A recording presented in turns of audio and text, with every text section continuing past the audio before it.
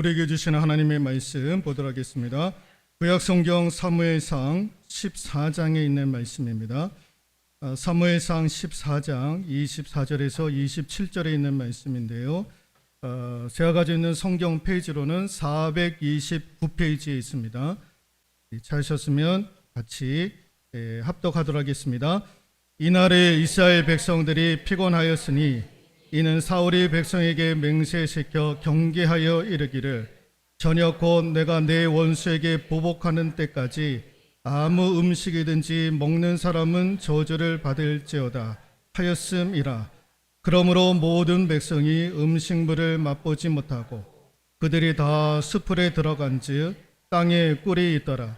백성이 숲풀로 들어갈 때에 꿀이 흐르는 것을 보고도 그들이 맹세를 두려워하여 손을 그 입에 대는 자가 없었으나 요나단은 그의 아버지가 백성에게 맹세하여 명령할 때에 듣지 못하였으므로 손에 가진 지팡이 끝을 내밀어 벌집에 꿀을 찍고 그의 손을 돌려 입에 대매 눈이 밝아졌더라. 아멘. 자, 오늘 설교 제목이 무능무지 그리고 불의한 지도자가 통치하면이라는 제목으로 하나님의 말씀 전해드리고 하겠습니다. 제가 설교 제목을 조금 순환을 좀 하려고 애를 썼습니다. 사실 설교 제목은 사악한 지도자가 통치하면, 이걸 조금 순화시켜서 무능무지 그리고 불의한 자가 통치하면이라는 제목을 좀 전했는데요. 오늘 설교 말씀이 조금 무거울지라도 여러분 또 귀에 담을 수 있기를 소망하면서 지난 화요일 우리는 대통령이 비상계엄령을 선포를 했습니다. 제가 학생회에서도 그런 얘기를 했는데 우리 학생들이 이걸 교과서에서나 들었던 일들을 현실에서 마주하게 되었고 있어서는 안 될 일들을 우리 국민들은 맞이하게 되었던 것입니다. 전시나 사변이 있었을 때에 선포해야 될 비상계엄령을 야당의 폭거를 저지하기 위해서 이 비상계엄령을 선포했다라고 대통령은 주장을 했죠. 어처구니 없는 일을 하고 있는 거예요. 저는 이제 더 이상 윤석열을 대통령이라고 부르지 않겠습니다. 윤석열 씨요, 윤석열 씨.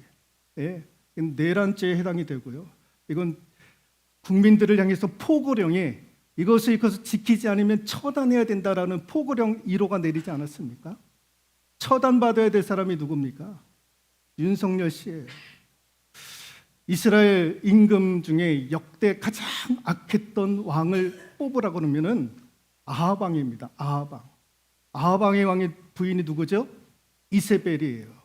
한판이에요, 한판. 아합과 윤석열, 이세벨과 김건희 한판이에요. 얼마나 똑같은지 몰라요. 이세벨은 우상 신을 섬겼던 사람 아닙니까? 그가 오히려 통치했던 사람 아닙니까? 아합 얼마나 무지하고 무능하고 국정 운영에 대한 능력을 상실을 하고 아무런 소망이 없었던 사람, 비전과 국가 운영을 어떻게 해야 되는 그림조차도 그리지 않았던 사람 아합 왕, 그를 움직였던 이세벨. 윤석열 씨는요, 국가 운영에 대한 비전과 철학 이런 것들을 전무했던 거예요. 그를 움직였던 실질적인 사람이 누굽니까? 이세벨 같았던 윤건희, 김건희. 아합과 이세벨. 우리는요 끔찍한 지도자를 선출을 했고 그러므로 말미암아 불행한 시대를 맞이하고 있습니다. 여러분, 대한민국 헌법 제1조 1항은 대한민국은 민주공화국이다라고 그렇게 쓰여져 있습니다. 여러분, 민주공화국 무슨 뜻인지 아십니까? 민주공화국, 민주, 국민이 주권인 나라. 국민이 주권인 나라, 공화국. 국민에게 권한을 받은 지도자들이 국민을 위해서 애쓰고 수고해야 된다라는 거예요. 그래서 모든 지도자의 권력은 누구로부터 오느냐? 국민에게서부터 나온다라는 거예요. 공화국 의미가 무엇입니까?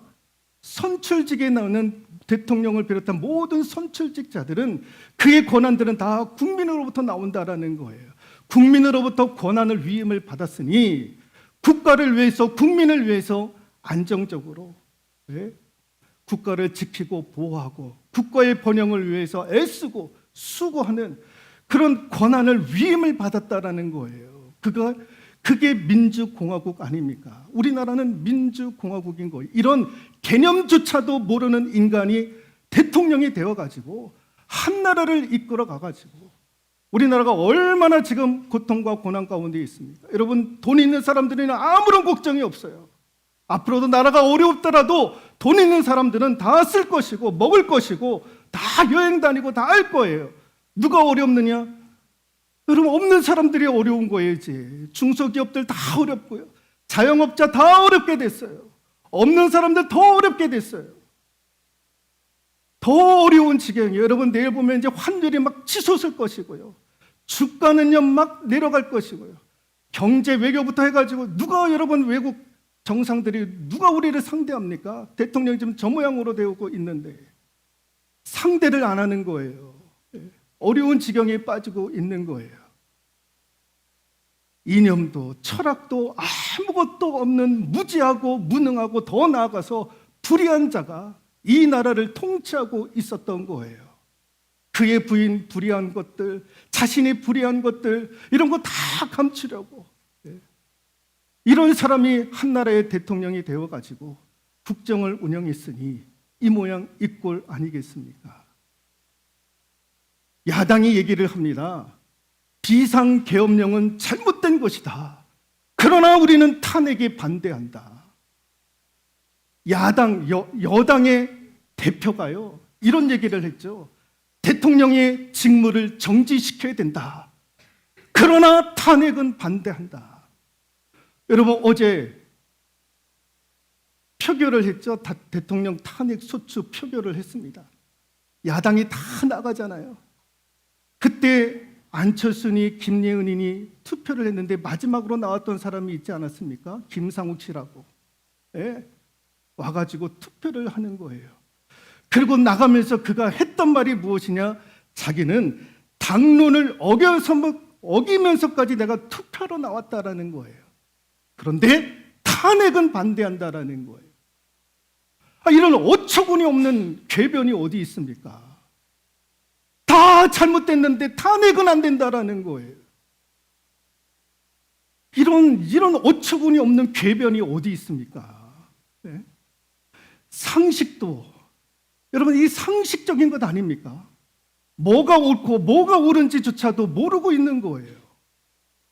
이런 여당의 대표가 내일부터 자기가 뭐 이제 대통령이 되는 것처럼 뭘 해보겠다라는 거예요.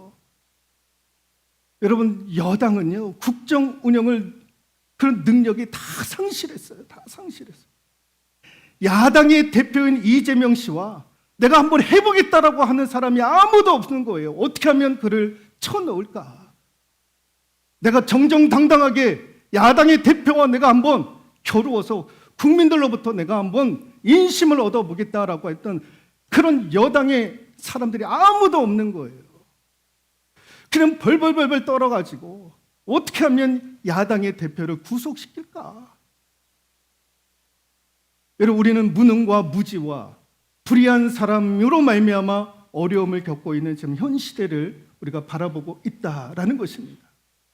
여러분, 오늘 본문의 말씀을 보시면 사울 왕이 블레셋과의 전쟁을 치르게 되는데 너무너무 어려웠어요. 그런데 그의 아들 요나단이 정말 하나님의 은혜에 덧입어가지고 극적으로 역전을 시키는 거예요. 극적으로 역전을 시키는 거예요. 그래서 도망가는 블레셋 군대들을 다 잡아 쳐넣으려고 했는데 그때에 사울왕이 무슨 명령을 내렸느냐면은, 그래서 블레셋 군대들을 쫓아가서 잡아 죽이려고 했던 이스라엘 백성들에게 뭐라고 포고령을 내리냐면은, 니들 이제 아무것도 먹으면 안 돼. 아무것도 먹으면 안 돼. 금식령을 내리는 거예요. 금식령을. 아무것도 먹으면 안 돼. 먹으면 니들 나한테 죽어. 먹으면 니들 하나님께로부터 저주받아. 그러니 그들 죽일 때까지, 블레셋 군대들을 죽일 때까지 아무것도 먹으면 안 돼라고 하는 금식령을 선포를 하게 되었던 거예요. 그런데 그걸 누가 어겼느냐? 그 사실을 알지 못했던 사울의 아들 요나단이 수풀에서 꿀을 먹고 회복이 되어지는, 막 싸우다가 요나단도 지쳤는데 꿀을 먹고 눈이 밝아졌는지라 회복이 되었다라는 거예요. 그 사실을 나중에 누가 알 거느냐? 사울이 알게 돼요. 그래서 그의 아들을 죽이려고 했는데 우리가 잊지는 않았지만 45절에 백성들이 일어나가지고 이 아들을 죽이면 안 된다라고 이야기를 하는 거예요. 그리고 그 사건 때문에 백성들이 전쟁에서 먹어야 되는데 먹지를 못하니까 나중에 그 금식령이 해제가 되어지고 블레셋과의 전쟁에서 이겼을 때에 하도 배고프니까 블레셋 사람들이 가지고 있었던 짐승들을요 그냥 피채 다 먹는 거예요. 먹는 거. 구약 율법에는요 피를 먹으면 안 된다고 그랬는데 피까지 다 먹는 거예요. 너무너무 배고프니까. 그러니까 그 율법까지도 어기게 만드는 그런 누를 범했던 사람이 사울 왕이었다라는 것입니다. 사울 왕이 왜 불의한 사람이었는지, 왜 무능하고 무지한 사람이었는지 우리가 몇 가지 사실을 통해서 알 수가 있는데, 같이 한번 읽어볼까요? 원수에 대해서 복수하는 일에만 관심을 가졌던 사람이 사울 왕이었다라는 거예요. 그게 24절에 있는 말씀인데 24절에 있는 말씀 같이 한번 읽어볼까요? 시작.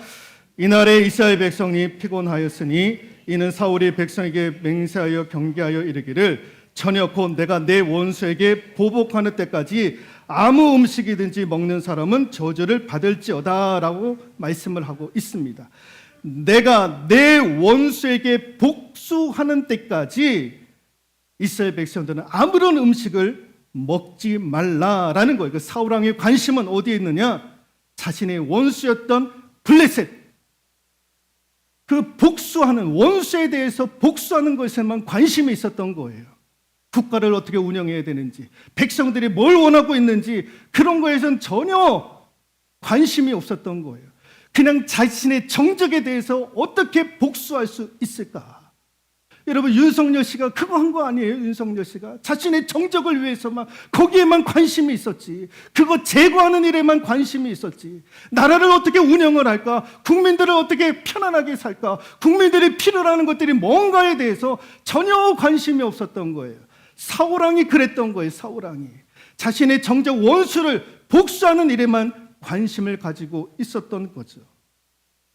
여러분, 참된 지도자는 같이 한번 읽어볼까요? 참된 지도자는 제일 먼저 하나님의 영광에 관심을 갖고, 그리고 백성이 무엇을 원하는 거에 관심이 있는 거예요. 여러분, 대통령의 권한은 국민으로부터 나온다고 했지만, 그러나 그 권한도 누구로부터 오는 거냐? 하나님께로부터 오는 거예요. 그래서 권력을 지니고 있는 분들은 다 누구를 의식해야 되느냐? 하나님을 의식해야 되는 거예요. 그래서 제일 먼저 하나님의 영광에 관심을 가져야 되고, 두 번째 관심을 가져야 되는 것이 무엇? 백성이 무엇을 필요로 하는지, 그거에 대한 권한을 받았으니까. 참된 지도자는요, 하나님의 영광과 백성이 무엇을 필요로 하는지에 관심을 가져야 되는 거예요. 그런데 사울 왕은 그러하지 못했다라는 것입니다. 또 하나 같이 한번 읽어볼까요? 공포감으로 백성을 이끄는 자가 사울 왕이었다라는 거예요. 26절을 보면 백성이 숲으로 들어갈 때 꿀이 흐르는 것을 보고도 그들이 맹세를 두려워하여, 배고픈 이스라엘 백성들이 숲을 지나다가 꿀을 발견했는데 먹어야 되는데 먹지를 못했던 거예요. 왜? 무서우니까. 임금이 무서웠던 거예요. 대통령이 무서웠던 거예요. 그러니까 그 공포감으로 백성을 이끌었던 사람이 누구였느냐? 사울 왕이었던 거예요. 사울 왕이었던. 여러분, 윤석열 씨가 다 공포를, 뭐든지 다 검사를 이용해 가지고 압수수색하고 뭐하고 다 공포로. 네. 삼성과 현대 두 대기업의 공통점이 있어요. 그게 뭐냐? 오노 경영을 한다고 그러지 않습니까? 세습 경영을 하는 거예요. 지금은 어떤지는 모르겠는데 여러분 이병철과 그의 아들 이건희, 정주영 회장과 그의 아들 정몽구, 여러분 이분들이 회장으로 지냈을 때에 얼마나 공포 정치를 했는지 몰라요. 이게 오노 경영이라고 이렇게 얘기를 하는 거예요. 그분들이 회사에 출근을 했었을 때 그 밑에 있었던 근무자들이 일할 때와 그분들이 없었을 때 일할 때의 그 모습들이요, 하늘과 땅 차이라는 거예요. 회장들이 기업에 와가지고 들어왔을 때, 근무하러 들어왔을 때에 밑에 있는 근무자들이요, 4배, 5배 긴장감을 가지고 근무를 했다라는 거예요. 긴장감을 가지고. 네. 이런 것들을 누가 차용을 하느냐? 윤석열 씨가 차용을 하는 거예요. 사울왕의 모습을 윤석열 씨가 차용을 하는 거예요. 그런 공포, 그 공포를 통해서 백성을 이끌려고 했던 거예요. 여러분, 백성들은요, 아는 거예요, 아는 거. 비록 무섭지만 그 뒤에서는 뭐라고 얘기를 하느냐? 이거는 옳지 않다라고 백성들은 얘기를 하는 거예요. 여러분, 같이 한번 읽어볼까요? 참된 지도자는 백성들이 정말 존경하고 두려워하는 자이다. 정말 참된 지도자는 백성들이 존경하는 거예요. 그 존경하는 것 때문에 두려워하는 거예요. 그냥 무서워서 두려워하는 것이 아니고, 그 공포 때문에 두려워하는 것이 아니고, 정말 존경해서 두려워하는 거예요. 그런데 사울은 그렇지 않을 거예요. 우리 윤석열 씨도 그렇지 아니했던 것입니다. 세 번째, 같이 한번 읽어볼까요?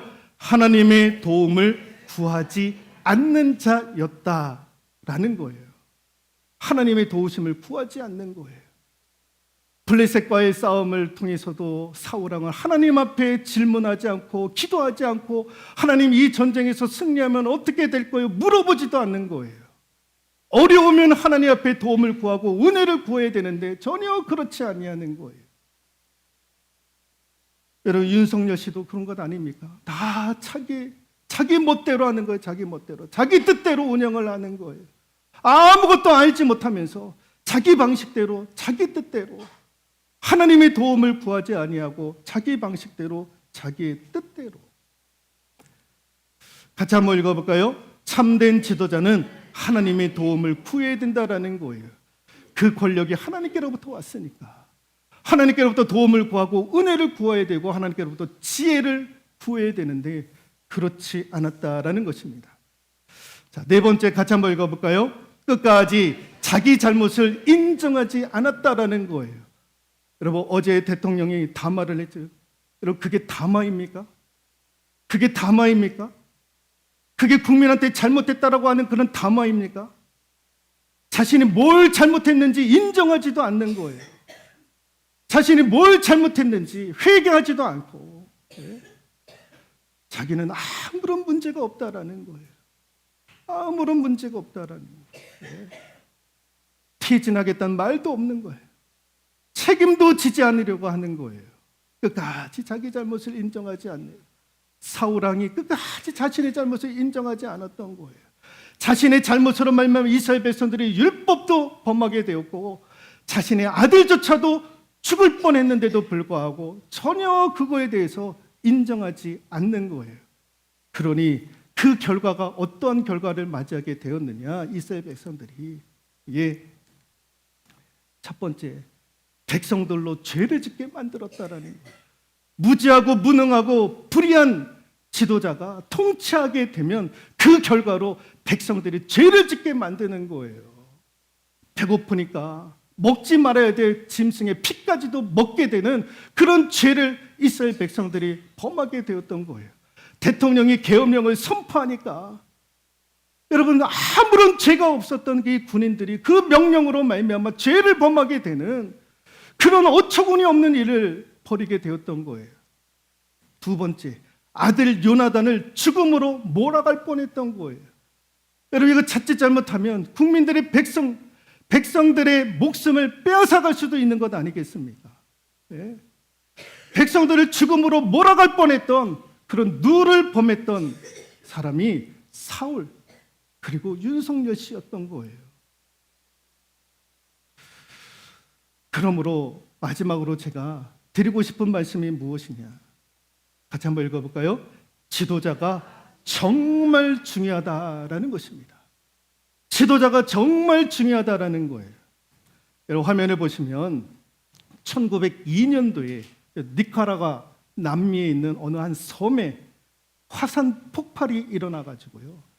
인구 3만 명이 3명이 살고 3만 명이 화산 폭발로 인해 가지고 다 초토화가 됐었던 그런 역사적인 사건이 하나 있었습니다. 이 몽펠레라고 하는 섬에 화산이 폭발이 되었던 거예요. 폭발할 때에 섭씨 1000도 이상, 그게 이제 100km, 시속 100km로 인해 가지고 한순간에 쑥대밭을 만들어 놓았던 거예요. 그래서 여기에 있었던 인구 3만 명 모조리 다 죽음을 맞이하게 되었던 거예요. 이 화산 폭발 전에 여러분 징조라는 것들이 있지 않습니까? 징조라는 것들이 있어요. 이러다가는 화산이 정말 폭발하게 되었다. 몇 가지 징조가 있었는데 이 도지사가 이걸 다 막는 거예요. 왜? 그 다음 달에 선거가 있었거든요. 그래서 그 선거에서 당선되기 위해서 이게 자칫 잘못하면 이게 자신의 지지율과 연관이 되니까 그래서 지질학자들을 다 동원해가지고 거짓말을, 그래서 아무런 문제가 없으니까 안전하니까 화산은 폭발하지 않을 것이다 그랬는데 정말 잠잠했던 거예요. 그런 징조가 있다가 잠잠했던 거예요. 이거 보시라고. 잠잠하지 않냐고. 그런데 여러분 화산이 폭발할 때에는요 그런 징조가 있는 거예요. 그러다가 폭발을 해버렸어요. 그래서 이 도지사뿐만 아니라 3만 명이 거기서 이제 목숨을 잃게 되었던 거예요. 잘못된 지도자 한 사람 때문에 온 국민이 죽음을 맞이하게 되었던 것입니다. 여러분 지도자가 중요한데 그 지도자를 뽑는 사람이 누굽니까? 우리 아닙니까? 같이 한번 읽어볼까요? 잘못된 지도자를 뽑은 국민의 잘못도 반성해야 한다라는 것입니다. 지도자를 뽑은 것도 우리인 거예요. 우리. 그 무능하고 무지하고 불의한 사람을 뽑은 것도 우리예요. 우리. 그러니 우리가 반성해야 되는 것 아닙니까? 우리도 반성해야 되는 거예요. 이사야 19장 4절에 있는 말씀인데 같이 한번 읽어볼까요? 내가 애굽인을 잔인한 주인의 손에 붙이리니 포악한 왕이 그들을 다스리리라. 주 만군의 여호와의 말씀이니라. 백성이 잘못된 지도자를 뽑으면 하나님께서 그 민족 가운데 징계를 주시는데 어떤 징계를 주시느냐? 포악한 왕이 너희들을 다스리리라. 포악한 왕이 너희들을 다스리리라. 잘못된 대통령을 뽑은 국민들을 향해서도 우리 하나님이 뭐라고 말씀하시느냐? 니들로 말미암아 온 국가가 어려움을 당할 것이다. 그러니 그 징계를 우리 대한민국이 하나님께로부터 지금 받는 거예요. 징계와 심판을 받는 거예요. 그런 대통령을 우리 손으로 뽑았으니까. 그러므로 우리도 반성해야 되는 거고, 차후에 여러분 지도자를 뽑을 때에 기도 많이 하시기를 바랍니다. 그리고 그가 과거에 어떤 삶을 살았는지, 국가에 대해서 어떤 비전과 어떤 포부를 가지고 있는지. 여러분 마을도 그렇지 않습니까? 우리 세풍리 7개의 마을에 이장 하나 잘못 뽑아도요 그 마을이 풍지박살이 나는 거예요. 아이들의 학교 반장 하나 잘못 선택을 해도 어려움을 당하는 거예요. 그러니 국가의 지도자를 뽑는 데에 여러분 국민들이 기도하지 않으면 안 되겠습니다. 기도하지 않으면 안 되는 거예요. 하나님 앞에 은혜를 구해야 되는 거예요. 그러니 여러분 지도자를 선출할 때에 여러분 얼마나 많은 기도가 필요하겠습니까? 얼마나 많은 기도가. 잘못된 지도자를 선택을 하는 그 순간에 하나님께서 징계를, 포악한 자를 붙이리라. 포악한 자를 통해서 너희들이 어려움을 당하게 되리라. 여러분 이 성경이 얼마나 우리에게 영적인 교훈을 주는 말씀인지 모르는 거예요. 여러분 차후에 이 민족이 어떻게 될지 모르겠지만 여러분 좋은 지도자를 만나서 우리 대한민국이 다시 한번 일어날 수 있기를 소망합니다. 그 지도자는 하나님의 영광을 위해서, 또 백성들이 무엇을 필요로 하는지 관심 가질 수 있는, 그래서 대한민국이 다시 한번 일어날 수 있는 우리 모두가 될 수 있기를 소망하면서 말씀을 마무리하도록 하겠습니다.